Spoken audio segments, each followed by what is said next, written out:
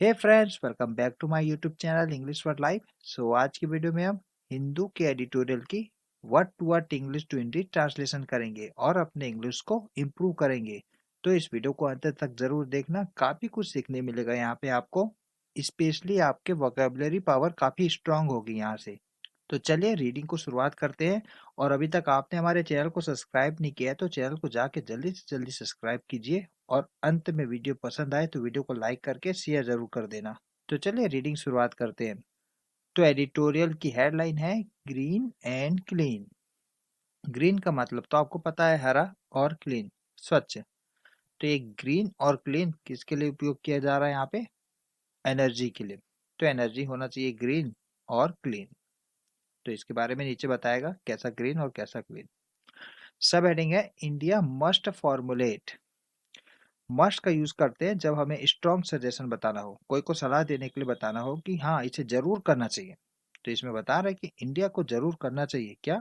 Formulate. Formulate का मतलब होता है बनाना। तो ये भारत को जरूर बनाना चाहिए। तो एक स्ट्रॉन्ग सलाह ये जरूर बनाना चाहिए क्या? एक क्रिटिकल मिनरल्स फ्रेमवर्क। एक क्रिटिकल मिनरल्स, मिनरल्स का मतलब होता है खनिज, और फ्रेमवर्क का मतलब होता है ढांचा। क्रिटिकल का मतलब होता है महत्वपूर्ण, और क्रिटिकल मिनरल इससे इकोनॉमी में एक टर्म यूज करते हैं। जो मिनरल हमारे लिए देश की अर्थव्यवस्था के लिए बहुत ज्यादा जरूरी है उसे क्रिटिकल मिनरल बोलते हैं। तो क्रिटिकल मिनरल का फ्रेमवर्क यानी कि ढांचा बनाना चाहिए भारत को जरूर। फ्रेमवर्क कैसा? जो, दैट करके बता रहा है जो को, जो है जस्ट और इक्विटेबल। तो ऐसा फ्रेमवर्क, ऐसा ढांचा जो हो जस्ट। जस्ट का यहाँ पे मतलब है न्यायिक, न्याय से संबंधित है, इसी से निकला हुआ है जस्टिस, न्याय। तो न्याय संगत हो और इक्विटेबल हो, यानी कि सभी के लिए समान हो। ऐसा क्रिटिकल मिनरल का ढांचा बनाना चाहिए भारत को, फॉर्मुलेट करना चाहिए। यहाँ पे वर्ड्स याद कर सकते हैं। फॉर्मुलेट निर्माण करना, बनाना। फ्रेमवर्क ढांचा, रूपरेखा। जस्ट न्याय संगत, न्यायिक। इक्विटेबल समरूप, समान। India has come a long way. India है subject, has plus verb third form, present perfect का सेंटेंस किस तरह का अर्थ निकल रहा है? किसी काम के हो चुके होने का। तो भारत ने आ गया है, कम आ गया है, कहाँ पे आ गया है? एक लॉन्ग वे में, एक दूर रास्ते में आ गया है। इन इट्स अटेम्प्ट, अपने एक प्रयास में दूर रास्ते में आ गया है। कौन सा प्रयास? टू ट्रांजिशन, मतलब कि परिवर्तन, एक स्टेट से दूसरे स्टेट में परिवर्तन। तो एक प्रयास, परिवर्तन का प्रयास में बहुत लंबा दूर आ गया है भारत। और ट्रांजिशन किसमें? टू क्लीनर, तो परिवर्तन किसमें? एक क्लीनर फॉर्म्स ऑफ पावर के, यानी कि ऊर्जा के रूप। कैसा रूप? स्वच्छ रूप, क्लीनर रूप के ट्रांजेक्शन में, यानी कि उस परिवर्तन के प्रयास में पहुंच गया है, लंबी दूर आ गया है भारत। पावर तो ऊर्जा, in the past decade. Past decade यानी कि पिछले दशक में, यानी कि पिछले 10 साल में भारत पहुंच गया है अपने प्रयास में परिवर्तन पे। कौन सा परिवर्तन? स्वच्छ रूप के पावर का, यानी कि ऊर्जा का स्वच्छ रूप का। This is partially reflected. Partially मतलब होता है आंशिक रूप से। रिफ्लेक्टेड का मतलब होता है दर्शाना। तो ये पार्शिक रूप से दर्शाता है इन द बजटरी एलोकेशन। तो यह यानी कि भारत जो पहुंच गया है उसके बारे में बता रहा है कि ये जो कंडीशन है भारत के पहुंचने की, वो आंशिक रूप से दर्शित होता है, प्रदर्शित होता है, दर्शाता है कहाँ पे? बजटरी। बजटरी का मतलब होता है बजट से संबंधित। तो बजटरी एलोकेशन यानी कि आवंटन। तो बजट में कुछ आवंटन किया होगा उसकी बात कर रहा है कि वो बजट एलोकेशन पे कुछ दिख रहा है हमें कि भारत अब क्लीनर फॉर्म ऑफ पावर में, यानी कि ऊर्जा के स्वच्छ रूप की ओर बढ़ रहा है। एलोकेशन किसमें? Allocation to the ministry of new and renewable energy. तो न्यू और रिन्यूएबल एनर्जी मिनिस्ट्री को जो एलोकेशन हुआ, बजटरी एलोकेशन, उसकी बात कर रहा है कि उसमें दर्शित होता है कि यह भारत ऊर्जा के क्लीनर फॉर्म पे पहुंच रहा है करके। और कब तक बता रहा है बजटरी एलोकेशन को? कि बजटरी एलोकेशन हुआ है बिटवीन फिजिकल ईयर 15 2015, और इसमें बता रहा है कितना रुपए?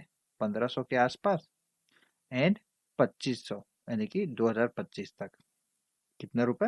32,000। तो 1500 से डायरेक्ट 32,000 तक का एलोकेशन हुआ है। बहुत ज्यादा ही एलोकेशन हुआ है ministry of renewable and new and renewable energy में। तो ये काफी बहुत ही सिग्निफिकेंट स्टेप्स है भारत सरकार की तरफ से कि new and energy renewable energy में इतना बड़ा एलोकेशन किया जा रहा है। बहुत अच्छी बात है। बट दीज एलोकेशंस, लेकिन ये आवंटन अदर देन इन 2025 एंड 23, 2025 और 2023 को छोड़ के हैव बीन अंडर यूटिलाइज्ड। तो 2025 में और 2023 में ये जो बजट का एलोकेशन हुआ था, भारत सरकार बजटरी का एलोकेशन हुआ था मिनिस्ट्री को, वो 2025 में काम किया, 2023 में काम किया, लेकिन बचे हुए जो 8 साल है वो अंडर यूटिलाइज्ड रहे। अंडर यूटिलाइज मतलब एलोकेशन किया गया लेकिन उतना उपयोग ही नहीं कर पाई मिनिस्ट्री। जैसे कि 1500 मान के चलो उपयोग किया जाना था, मिनिस्ट्री की है 1000। तो इस तरीके की बातें हो रही है, मतलब हम पूरा उपयोग ही नहीं कर पा रहे हैं अपने पैसे का। तो ये बात हो रही है, प्रॉब्लम ही वाली बात है। लीडिंग टू यानी कि क्रिएट करना, लीडिंग टू का यहाँ पे मतलब है क्रिएट करना। तो ये अंडर यूटिलाइज हुआ बजटरी एलोकेशन, जो क्रिएट करता है क्या, लोअर रिवाइज्ड एस्टिमेट्स को। तो अंडर यूटिलाइज ने बनाया है क्या, लोअर बनाया है, यानी कि कम कर दिया क्या, रिवाइज्ड एस्टिमेट को, यानी कि संशोधित जो अनुमान है उसे कम कर दिया है। किसकी चीज के संशोधित अनुमान को, रिन्यूएबल एनर्जी के। यहाँ पे वर्ड्स याद कर सकते हैं, ट्रांजिशन संक्रमण या परिवर्तन, यानी कि एक स्टेट से दूसरे स्टेट में पहुंचने की जो स्थिति होती है उसे ट्रांजिशन कहते हैं। अटेम्प्ट का मतलब तो पता ही होगा आपको, प्रयास। पार्शली यानी कि आंशिक रूप से। रिफ्लेक्ट, रिफ्लेक्ट का मतलब होता है प्रदर्शित होना, दर्शित होना, दर्शाता है। तो यह दर्शाता है, this is partially reflected. Allocation का मतलब होता है आवंटन, धन का आवंटन होता है ना। फिस्कल, फिस्कल का मतलब होता है राजकोषीय, यानी कि सरकार से संबंधित कोष की बात होती है तब फिस्कल का यूज करते हैं, फिस्कल ईयर। अंडर यूटिलाइज यानी कि जितना उम्मीद थी उससे कम उपयोग करना, जितना क्षमता थी उससे कम उपयोग करना। एस्टिमेट का मतलब होता है अनुमान। रिवाइज्ड संशोधित। हाउएवर हालांकि, this does not fully reflect the cleaner energy journey. हालांकि यह यानी कि जो रिवाइज्ड एस्टिमेट की बात कर रहा है, अंडर यूटिलाइज हुआ है जो फंड, उसकी बात कर रहा है कि यह फंड जो अंडर यूटिलाइज हुआ है वो नहीं करता है, डज नॉट फुली रिफ्लेक्ट, प्रदर्शित नहीं करता है क्लीन एनर्जी जर्नी को, यानी कि स्वच्छ ऊर्जा यात्रा को पूरी तरीके से प्रदर्शित नहीं करता, दर्शाता नहीं है। इंडिया अटेम्प्टेड, इंडिया ने प्रयास किया, अटेम्प्ट का मतलब प्रयास करना, तो इंडिया प्रयास किया एक मेजर लीप, लीप का मतलब होता है छलांग। तो महत्वपूर्ण यानी कि बड़ा, इंडिया ने प्रयास किया बड़े छलांग की, किसके साथ, with the PM Kusum scheme in 2029। 2019 में पीएम कुसुम स्कीम के थ्रू या उसके साथ एक बड़ी छलांग का प्रयास किया भारत ने, एक a year head of the Covid 19 disruption. Ahead का मतलब होता है के पहले, किसके पहले, कोविड 19 के एक साल पहले। और कोविड 19 डिसरप्शन यानी कि उथल पुथल, कोविड 19 का उथल पुथल था ना, उसके एक साल पहले पीएम कुसुम स्कीम 2019 में आया था, with an outlay of 34,422 crore.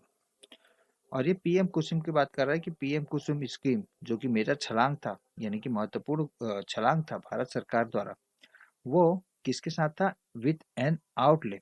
Outlay का मतलब होता है यहाँ पे अमाउंट, किसी विशेष उद्देश्य के लिए निर्धारित राशि को आउटलेट बोलते हैं। तो ये आउटले को अमाउंट, राशि कुछ भी बोल सकते हैं।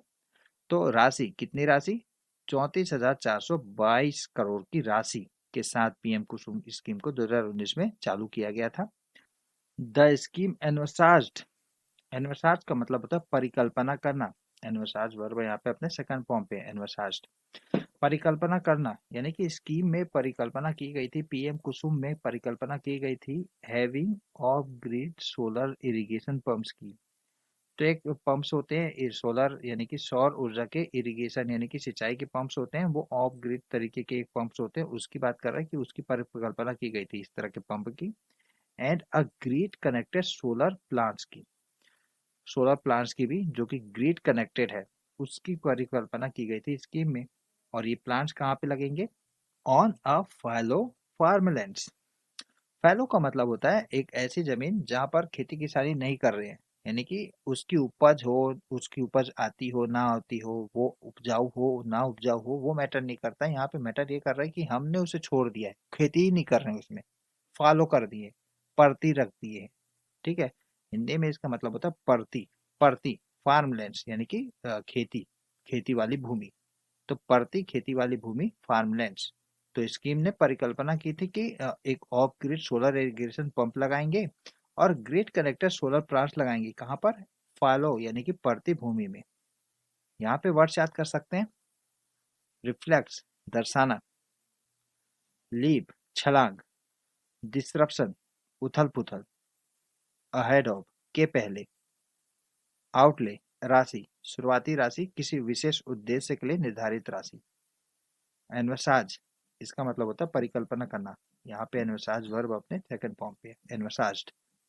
फैलो परती, फार्मलैंड भूमि, खेती वाली भूमि।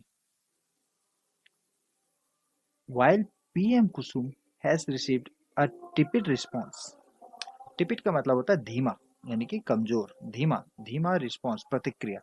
तो जबकि वाइल के यहाँ पर मतलब है जबकि पीएम कुसुम ने रिसीव किया, प्राप्त किया है एक टिपिट यानी कि धीमा प्रतिक्रिया with a less than half a gigawatt of installed capacity। तो पीएम कुसुम ने रिसीव किया, प्राप्त किया है धीमा रिस्पॉन्स प्रतिक्रिया को। कैसे कैसे किया है? साथ में less than half a gigawatt यानी कि 1 गीगावाट से भी आधे से भी कम ऑफ इंस्टॉल्ड कैपेसिटी यानी कि स्थापित क्षमता। इंस्टॉल का यहाँ पर मतलब है स्थापित क्षमता। तो स्थापित क्षमता आधे गीगावाट से भी कम स्थापित क्षमता के साथ द रियलाइजेशन डेट, यह आभास की, रियलाइजेशन का यहाँ पर मतलब है आभास या एहसास। तो यह आभास की एनर्जी ट्रांजिशन, ऊर्जा का परिवर्तन is both a desirable outcome and a requirement occurred. तो ये एहसास की एनर्जी का ट्रांजिशन यानी कि ऊर्जा का जो परिवर्तन है वो है बोथ, दोनों है। एक डिजायरेबल आउटकम है यानी कि वांछनीय परिणाम है। वांछनीय, डिजायरेबल का यहाँ पर मतलब वांछनीय, आउटकम का मतलब होता है परिणाम। तो जो रियलाइजेशन है, एहसास है, वो वांछनीय परिणाम है। और एक रिक्वायरमेंट अकर्ड है यानी कि आवश्यकता हुई है। अकर्ड मतलब होना, आवश्यकता हुई है। ड्यूरिंग द कोविड-19 ईयर्स, कब हुई है ये?